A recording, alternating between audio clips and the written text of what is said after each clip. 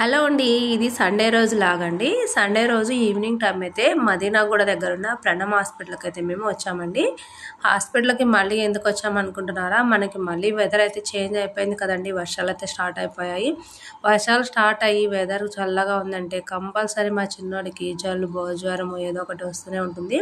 So అలాగే అన్నమాట. మళ్ళీ జ్వరము జలుబు దగ్గు అన్నీ వచ్చేసాయి. 2 days అయిందనమాట. కంట్రోల్ అవ్వలేదని చెప్పి హాస్పిటల్కి అయితే తీసుకొచ్చాము. పిల్లలకి ఎప్పుడు హెల్త్ బాగాలేకపోయినా మేము ఇక్కడికే తీసుకొస్తాము. హాస్పిటల్ చాలా పెద్దదండి. చాలా మంచిగా ట్రీట్మెంట్ ఉంటుంది. కాకపోతే ఫీజు అయితే చాలా ఎక్కువ ఉంటుంది. కానీ పిల్లలకైతే కంపల్సరీ ఇక్కడికే తీసుకొస్తాం మేము ఎప్పుడు కూడా. సో వాళ్ళు డాక్టర్ అయితే చెకప్ చేసి 2 సిరప్స్ అయితే రాసిచ్చారనమాట. మా వాడికి ఎంత ఫీవర్ ఉన్నా కూడా వాడు యాక్టివ్గానే ఉంటాడనమాట. అక్కడ పిల్లలు ఆడుకునే బొమ్మలు ఉంటే అక్కడ అయితే ఇద్దరు ఆడుకున్నారు కొద్దిసేపు. ఇంకా మా టోకెన్ నెంబర్ వచ్చేసరికి మేము చెకప్ అయితే చేయించుకొని వచ్చేసాము. సిరప్లు అయితే తీసుకొని ఇంటికి వచ్చేసరికి 7 అయిపోయిందనమాట.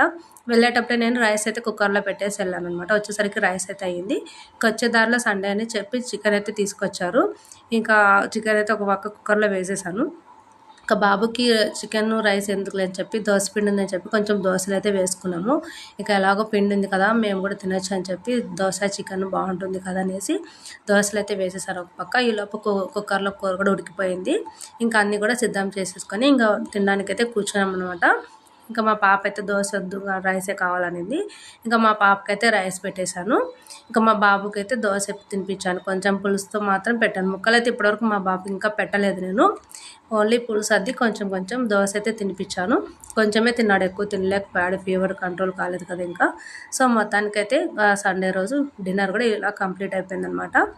మరి సండే రోజు మీ ఇంట్లో స్పెషల్ ఏం చేసుకున్నారో కామెంట్ చేయండి. అలాగే మీలో ఎంతమందికి దోశ చికెన్ కాంబినేషన్ ఇష్టమో కూడా కామెంట్ చేయండి. అలాగే నెక్స్ట్ వీడియోలో మళ్ళీ కలుద్దాం. వీడియో నచ్చితే లైక్ చేసి సబ్స్క్రైబ్ చేసుకోండి. Bye bye.